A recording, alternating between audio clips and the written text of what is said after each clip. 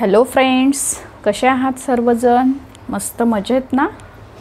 चला तर मग आज आपण इयत्ता 10वी जाहिरात लेखन हा जो उपयोजित लेखनातला भाग आहे त्याविषयी अधिकची माहिती मिळवूया. जाहिरात लेखन हा 5 गुणांसाठी प्रश्न बोर्डाच्या परीक्षेत विचारला जातो. जाहिरात लेखन म्हणजे काय, ते नेमकं कसं करावं, लेखन करत असताना कुठली काळजी घ्यावी, कुठली दक्षता घ्यावी, लेखन करत असताना कुठले घटक महत्त्वाचे आहेत याविषयी आपण माहिती सदरील व्हिडिओमध्ये आपण मिळवणार आहोत. वस्तूंची मागणी निर्माण करण्याची कला म्हणजे जाहिरात कला होय. जाहिरात म्हणजे नेमकं काय, तर वस्तूंची जी मागणी आहे ती मागणी जास्तीत जास्त प्रमाणात व्हावी म्हणून जाहिरात ही केली जाते. जाहिरात म्हणजे उत्पादक आणि ग्राहक यांना जोडणारा दुवा आहे. आता उत्पादक कोणाला म्हणायचे? जे मालाचं उत्पादन करतो त्याला आपण उत्पादक म्हणतो.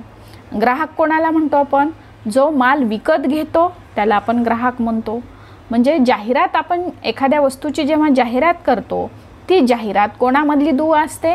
ती उत्पादक आणि ग्राहक यामधील दुवा असते, म्हणजे यांना जोडणारा ती दुवा असते. जाहिरात म्हणजे व्यापार व उद्योग यांचे सामान्य माणसाशी नाते जोडणारे एक माध्यम आहे. व्यापार व उद्योग यांचे सामान्य माणसाशी नाते कोण जोडतो? जाहिरात जोडतो, आणि त्यासाठी जाहिरात हे काय एक माध्यम आहे. त्यानंतर जाहिरात करताना आपण कशाचा उपयोग करतो, कुठले माध्यमे वापरतो आपण, ज्याच्याद्वारे आपण जाहिरात करतो त्यांना आपण माध्यमे असं म्हणतो.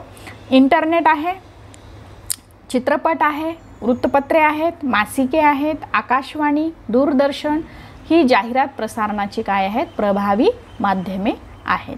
आपण पाहतो चित्रपट प्रदर्शित होत असताना आपल्याला जाहिरात पाहायला भेटते. चित्रपट जेव्हा टी व्हीवरती दाखवला जातो तेव्हा त्यामध्ये जाहिराती दाखवल्या जातात. इंटरनेटवरती जाहिराती पाहायला भेटतात आपल्याला. वर्तमानपत्रामध्ये आपल्याला जाहिराती पाहायला मिळतात, मासिकामध्ये पाहायला मिळतात, रेडिओवर, आकाशवाणी म्हणजे रेडिओवरती आपल्याला जाहिराती ऐकायला मिळतात, दूरदर्शनवरती आपल्याला जाहिराती पाहायला मिळतात. म्हणजे जाहिरात प्रसारणाची प्रभावी माध्यमे काय आहेत? इंटरनेट, चित्रपट, वृत्तपत्रे, मासिके, आकाशवाणी, दूरदर्शन ही जाहिरात प्रसारणाची प्रभावी माध्यमे आहेत. त्यानंतर आपण पोस्टर्स, स्लाइड्स, स्टिकर्स या माध्यमातूनही जाहिरात करू शकतो. त्यानंतर जाहिरात ऐकल्याने किंवा जाहिरात केल्याने ते उत्पादन सामान्य माणसापर्यंत पोहोचायला मदत होते. म्हणजे जाहिरातीचा फायदा काय आहे, तर एखाद्या वस्तूचं जे प्रोडक्शन आहे किंवा उत्पादन आहे ते उत्पादन सामान्य जनतेपर्यंत जर आपल्याला पोहोचायचं असेल तर जाहिरात हे काय आहे? खूप चांगलं माध्यम आहे. लोकांच्या मनामध्ये एखाद्या वस्तूविषयी आवड निर्माण करणे हा जाहिरातीचा हेतू असतो. म्हणजे लोकांच्या मनामध्ये एखाद्या वस्तूविषयी आवड निर्माण करणे किंवा ती वस्तू त्या लोकांना घ्यावीशी वाटणे, म्हणजे तो जाहिरातीचा काय असणार आहे? हेतू असणार आहे, उद्देश असणार आहे. जाहिरातीचे घटक. पहिला घटक आहे मथळा. मथळ्याने जाहिरात लक्ष वेधून घेते. त्यामुळे सुभाषित, उखाणा, संतवचन अथवा काव्यपंक्ती यांच्या उपयोजनातून आकर्षित मथळा लिहिता येतो. जेव्हा आपण जाहिरात करतो एखाद्या वस्तूची तेव्हा आपल्याला मथळा लिहिणं आवश्यक आहे. तर मथळा म्हणजे नेमकं काय, तर मथळा हे काय करते? जाहिरात लक्ष वेधून घेण्याचं काम करते. मथळ्यामध्ये नेमकं काय लिहिलं जातं, तर सुभाषित लिहिलं जातं एखादं, म्हणजे त्या जाहिरातीच्या म्हणजे वस्तू कशाची जाहिरात करायची आहे, आपल्याला कोणत्या वस्तूची जाहिरात करायची आहे त्यावर ते डिपेंडिंग असेल. सुभाषित लिहिता येतं, एखादा उखाणा लिहिता येतो, किंवा एखाद्या संताचं वचन लिहिता येतं, किंवा एखादी काव्यपंक्तीसुद्धा आपल्याला त्या जाहिरातीसाठी वापरता येते. त्यानंतर उपमथळा.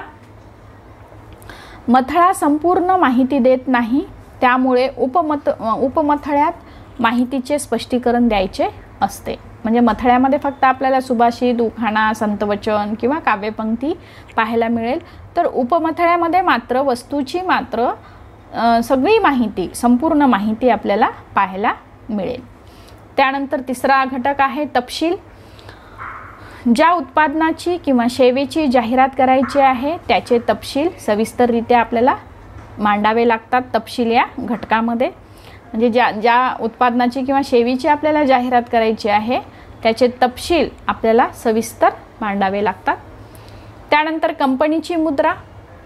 जाहिरातीची विश्वासार्हता वाढावी त्यासाठी संबंधित कंपनीची मुद्रा जाहिरातीत समाविष्ट असणे आवश्यक आहे. म्हणजे ज्या कंपनीची आपण जाहिरात करतोय तिच्यावरती लोकांचा विश्वास बसावा म्हणून आपल्याला कंपनीची मुद्रा त्याच्यामध्ये समाविष्ट करणे आवश्यक आहे.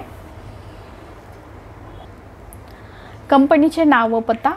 ग्राहकांना कोणत्याही प्रकारची अधिक माहिती मिळवण्यासाठी संबंधित कंपनीचे नाव व कार्यालयीन पत्ता जाहिरातीमध्ये दिला जातो. म्हणजे ग्राहकाला विश्वासात घेण्यासाठी कुठल्याही प्रकारची ग्राहकाला जर माहिती पाहिजे असेल त्या वस्तूबद्दल तर ती माहिती मिळावी किंवा मिळवता यावी म्हणून संबंधित कंपनीचं नाव आणि कार्यालयीन पत्ता जाहिरातीमध्ये देणे आवश्यक आहे. त्यानंतर बोधचिन्ह. बोधचिन्ह हे उत्पादन किंवा सेवा आणि संबंधित कंपनी यांच्या प्रतिमेशी निगडित असते. त्यामुळे बोधचिन्हाचा जाहिरातीत आवर्जून समावेश करावा किंवा आवर्जून समावेश असतो. ही आहेत जाहिरातीची घटक. म्हणजे जाहिरात करताना कुठल्या घटकांची गरज भासते त्याचा आपण अभ्यास केलेला आहे. त्यानंतर जाहिरातीची भाषा कशी असावी हे पाहूया आपण. म्हणजे आपल्याला जेव्हा परीक्षेत जाहिरात करा म्हणून सांगितलं जातं तेव्हा नेमकी जाहिरात आपली कशी असावी, लिहित असताना कोणत्या भाषेचा वापर करावा, आपली भाषा कशी असली पाहिजे ते आपण पाहूया. आकर्षक मजकूर असावा. जो आपण जाहिरात करणार आहोत त्या जाहिरातीचा जो मजकूर आहे तो आकर्षक असावा. भाषा जी आहे ती साधी, सोपी, सरळ, आकर्षक आणि स्पष्ट व ओघवती असावी. बुद्धीला ताण न देणारी असावी. विश्वासार्हता निर्माण करणारी असावी. शब्दांचा गैरवापर नसलेली असावी. लोकभावनांची सांगड घातलेली असावी. वेचक, अर्थपूर्ण, प्रसन्न व प्रभावी असावी भाषा. भाषा ही लयबद्ध व सुसंवादी असावी. विनोदाची किनार लावलेली असावी आणि भावनांची संवेदनशीलता जाणणारी व जपणारी भाषा जाहिरातीची असावी.